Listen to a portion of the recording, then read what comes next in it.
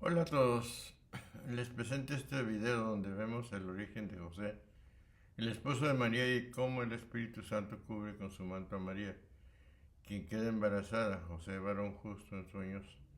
El ángel le dice que el hijo que María trae en su seno ha sido engendrado por el Espíritu Santo, pues José quería despedir a María en secreto.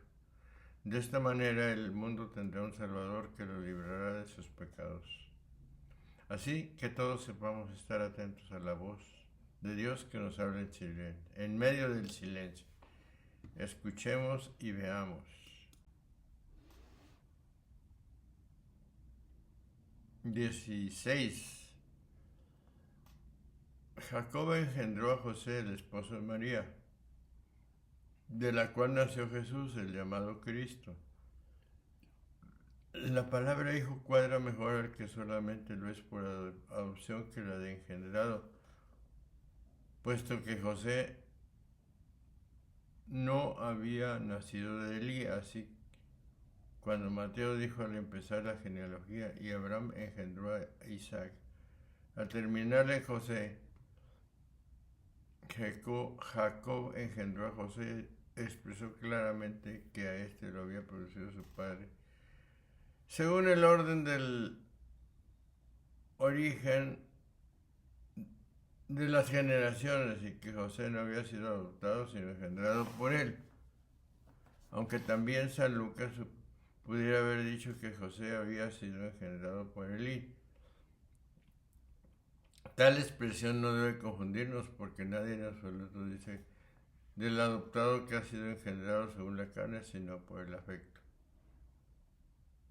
Con razón San Lucas, exponiendo la generación de Jesucristo, no desde el principio del Evangelio, sino desde el bautismo de este, y presentándonoslo como sacerdote en la expiación de nuestros pecados, se encargó de narrar su origen por la adopción legal, porque por la adopción nos convertimos en hijos de Dios, creyendo en el Hijo de Dios. Mas por la generación carnal que San Mateo refiere al Hijo de Dios, se nos muestra más bien como hecho hombre por nosotros. Por lo demás,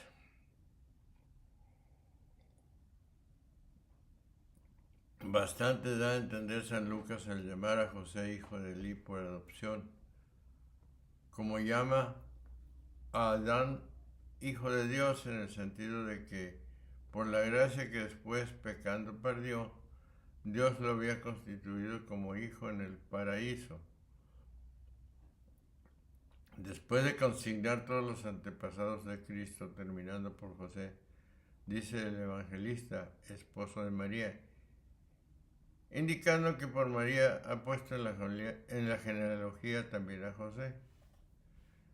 Todos los bienes del matrimonio se cumplen en los padres de Cristo: la fe, la prole y el sacramento.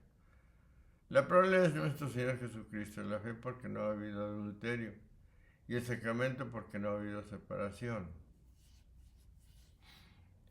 La genealogía tuvo que ser continuada hasta José para que en aquel singular matrimonio no quedase rebajada la preeminencia de su sexo sin perjudicar por ello la verdad, puesto que tanto José como María eran de la estirpe de David. Nosotros pues creemos también que María fue de la estirpe de David, porque creemos a las escrituras que dicen que Cristo es del linaje de David según la carne, Romanos 1:3. Esposo de María, San Ignacio y San Jerónimo explican que fue de suma importancia que Jesús nació de una mujer conservando su virginidad. Fuese a la vez casada, pues así quedaría velado a los ojos de Satanás el misterio de la encarnación. Jesús en hebreo, Yeshua, significa Dios salva. Cristo es el nombre griego del que corresponde al hebreo Mesías, cuyo significado es ungido. En Israel se consagraban con óleo los sacerdotes reyes y los sumos sacerdotes. Jesucristo es el ungido por excelencia, por ser el rey de los reyes y el sumo sacerdote de la nueva alianza.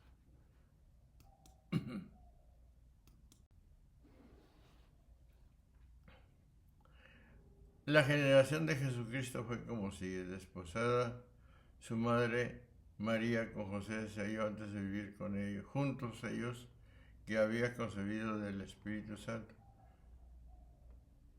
Pero, ¿por qué Cristo es concebido de una virgen desposada y no de una simple virgen? Por tres razones. La primera, para que por la genealogía de José se supiese el origen de María. La segunda, para que los judíos no la apedreasen como adúltera. Y la tercera, para que al huir a Egipto tuviese quien la consuele.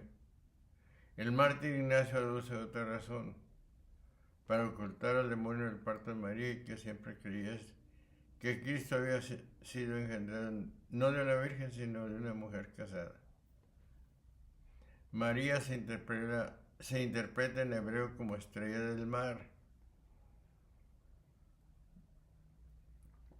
En siríaco como señora, porque ella ha dado realmente al mundo al que es la luz de la salud y al Señor del mundo. María se había desposado con un carpintero, porque Cristo, esposo de María, había de obrar la salud de todos los hombres por el leño de la cruz.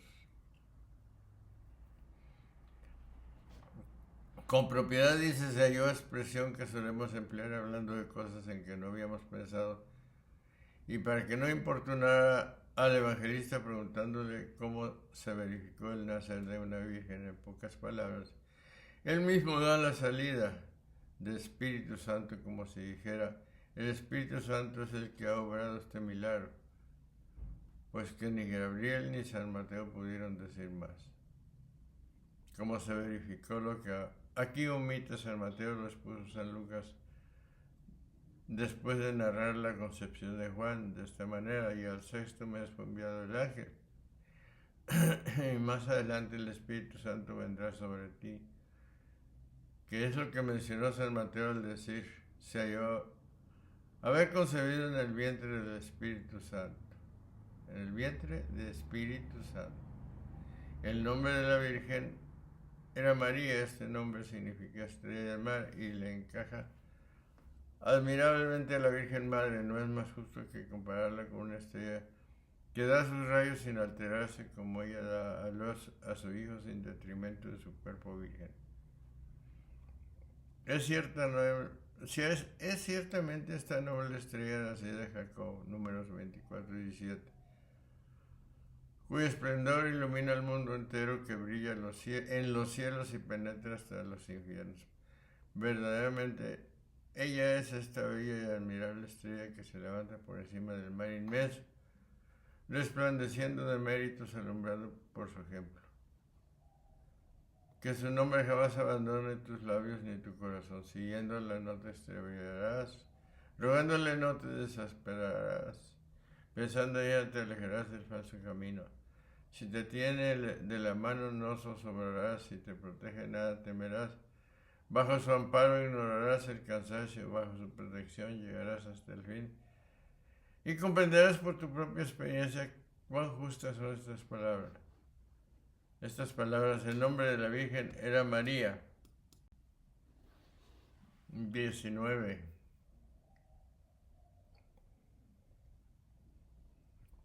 José, su esposo, como era justo, no quería delatarla, se proponía despedirle en secreto, habiendo dicho el evangelista que María halló que había conseguido el vientre del Espíritu Santo sin obra de varón, para que nadie sospechase que un discípulo de Cristo había inventado estas maravillas en honor de su maestro.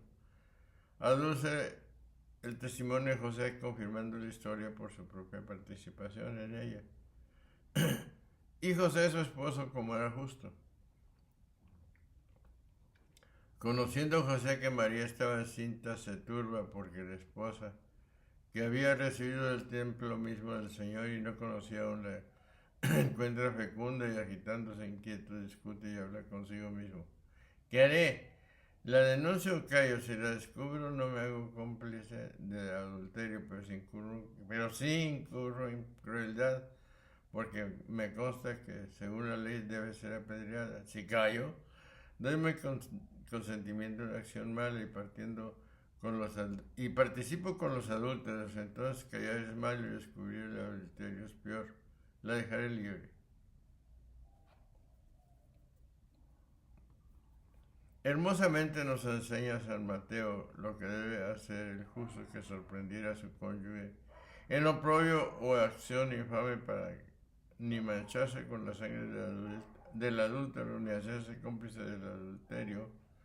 Por eso dice, como era justo, en José pues se conserva siempre la gracia y la persona del justo, de manera que su testimonio resulta siempre el más abonado.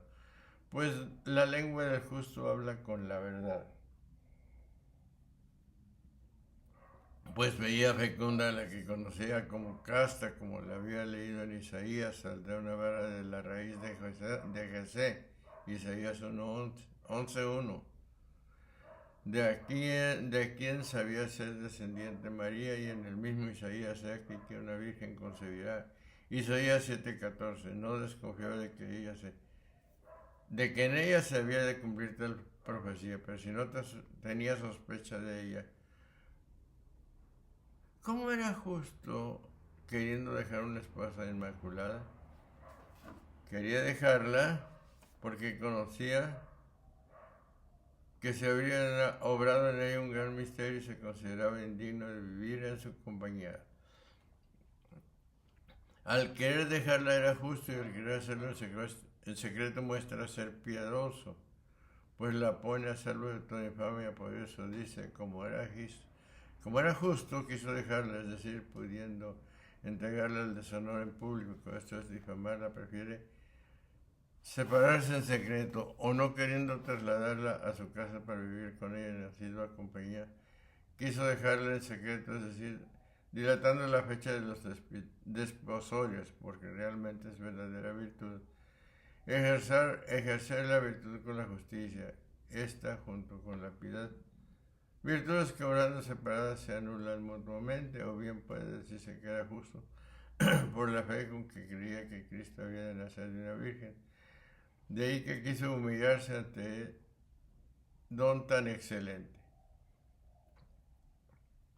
Un hombre justo. La justicia de José consiste en ser obediente a la ley, pero esta está mitigada por su compasión, lo que le evita imponer la pena completa de la ley. La lapidación en secreto. 20. Mientras más andaba con este pensamiento, aquí que un ángel del Señor se le apareció en sueños y le dijo: José, hijo de David, no temas recibir a María tu esposa, porque su concepción es del Espíritu Santo. Porque según se ha dicho, José pensaba dejar en secreto a María, pero si hubiese hablado así, muy pocos hubieran dejado sospechar que ella fuese más bien una concubina que una virgen.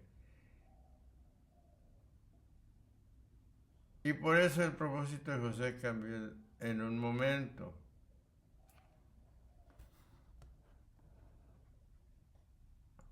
Gracias al consejo divino de aquí que di, y pensando en esto José. Más aún que José piense en esto, no tema María, la hija de David, porque así como la palabra del profeta perdonó a David, el ángel del Salvador librará a María, pues Gabriel, el padrino de bodas de la Virgen, vuelve a presentarse. He aquí que el ángel del Señor apareció a José. Como apareció el ángel a José, lo dice claramente, en sueños. Es decir, como Jacob vio la escala con cierta representación en los ojos del corazón.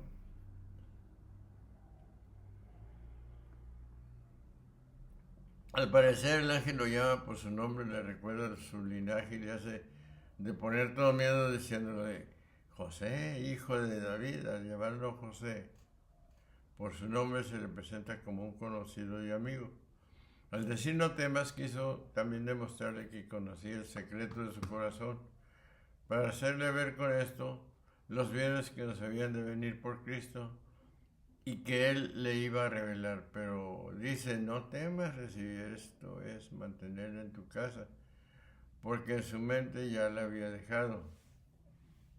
tres causas se apareció el ángel a José y le habló de tal manera. Primero, para que el hombre justo no cometiese por ignorancia una acción injusta, con un fin recto. Después, por el honor de la madre misma, que repudiada no podía menos que incurrir en infamante sospecha entre los incrédulos. Y tercero, para que sabiendo José de tan santa concepción, la tratase con más respeto y consideración que antes, y no se apareció José antes de que la Virgen concibiera, para que no pensase lo que pensó, ni sufriese lo que sufrió. Zacarías, por culpa de su incredulidad acerca de la concepción de su mujer, en edad tan avanzada, pues era menos creíble que concibiese una virgen que una anciana. Por eso hemos de decir que el Espíritu Santo es Padre del hombre Cristo, de manera que Dios Padre haya engendrado al Verbo y al Espíritu Santo, al hombre. Este es un absurdo que ningún oído cristiano podía tolerar. ¿Cómo entonces decimos de Cristo nacido del Espíritu Santo?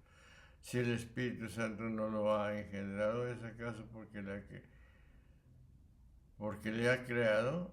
En cuanto a hombre ha sido hecho, pues el apóstol dice, hecho del linaje de David según la carne. Romanos 1:3, pero no porque Dios hizo este mundo, puede decirse que el mundo es hijo de Dios, ni nacido de Dios, sino hecho, creado y fabricado. Entonces, si confesamos que ha nacido del Espíritu Santo y de la Virgen María, ¿cómo no es hijo del Espíritu Santo y de la Virgen María? Porque nadie puede conceder que todo lo que nace de otra cosa debe llamarse hijo de esta. 21.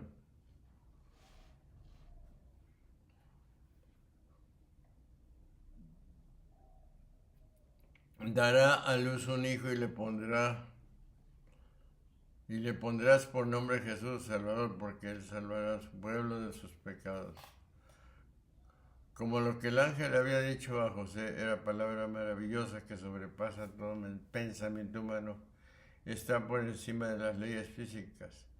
¿Cómo lo creerá un hombre que nada ha oído de estas cosas? Demuestra entonces la verdad de sus palabras por la revelación de lo que a él le había pasado, pues para ello le reveló el ángel cuanto había experimentado en sí, lo que había sufrido, lo que había temido y lo que se inclinó por hacer, no solo de lo pasado, sino también de lo futuro. Y parirá un hijo y llamará su nombre Jesús.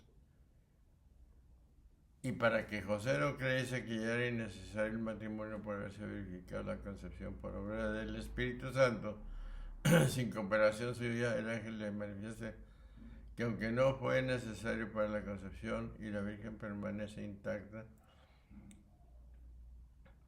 sin embargo todo lo que se dice del Padre sin atentar contra la virginidad le es entregado. No es ajeno al servicio de esta divina economía para la protección y cuidado, porque María dará a luz un hijo. Entonces la madre y el hijo necesitarán de él, la madre para que la defienda de toda difamación y el hijo para criarlo y para circuncidarlo, como da a entender cuando dice llamará su nombre Jesús, porque en la circuncisión solía darse el nombre al circuncidado. Dice llamarás su nombre y no pondrás, porque el nombre ya estaba puesto desde la eternidad. Luego explica lo admirable de este nacimiento, porque Dios es quien envía desde el cielo por ministerio de un ángel el nombre que había de ponerse al niño. Y este no es un nombre cualquiera, sino un nombre tesoro de bienes infinitos, así lo interpreta el ángel, y fundada en él las mejores esperanzas, induciéndole con esto a la fe de lo que decía. Pues para creer otras cosas solemos ser más dóciles. Jesús en hebreo significa Salvador. Luego da a entender la etimología del nombre cuando dice porque Él salvará a su pueblo de los pecados de ellos. Nos lo presenta como el Salvador de todo el mundo y el autor de nuestra salvación. Pero salva no a los incrédulos, sino a su pueblo, es decir, a los que creen en Él y los salva. No tanto de los enemigos visibles como principalmente de los invisibles, es decir, de los pecados. Y los salva no peleando con las almas, sino perdonándolos. De sus pecados el evangelista explota el evangelista explota la etimología popular del nombre de Jesús. Confrontar comentarios sobre el versículo 1. Se usa salvación de pecados porque la opresión, el exilio y el dominio extranjero eran considerados como castigo por los pecados. La opresión también implicaba una separación de Dios, la esencia del pecado, puesto que impedía la obediencia a los mandamientos. Jesús logrará esta salvación a través de su muerte, 26-28, pero también mediante la proclamación del reino de Dios, 4-17. El conflicto con un rey cruel en el capítulo 2 apoya esta interpretación.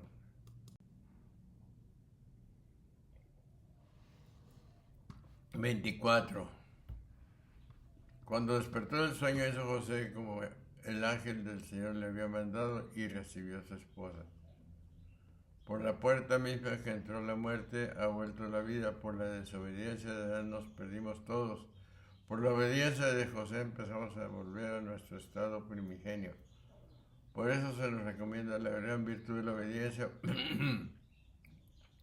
Por estas palabras, y despertando a José del sueño, hizo como el ángel del Señor le había mandado. No solo hizo lo que le mandó el ángel, sino también como se lo mandó. Así también todo el que se sienta movido por Dios sacuda toda pereza, despierte y haga lo que se le manda. Y recibió a su mujer, hizo como los patriarcas del libro del Génesis. José obedece el mandato divino. Hasta aquí hemos llegado, hermanas y hermanos, donde hemos visto y oído del origen de José, el esposo de María, como el Espíritu Santo cubre con su manto a María, quien queda embarazada. José, varón justo en sueños, el ángel le dice que el hijo de María trae en su seno, ha sido engendrado por el Espíritu Santo, pues José quería despedir a María en secreto.